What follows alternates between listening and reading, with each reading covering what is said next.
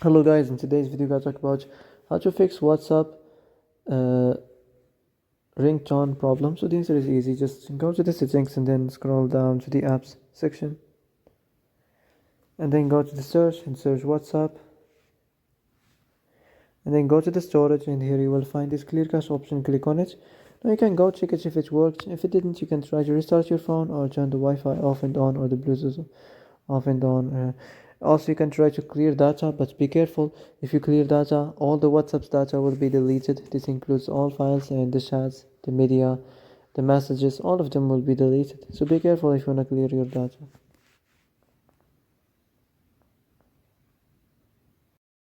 So that's it for today's video. I hope this is the answer you've been looking for. If you like this video, don't forget to like and subscribe, and see you in the next video.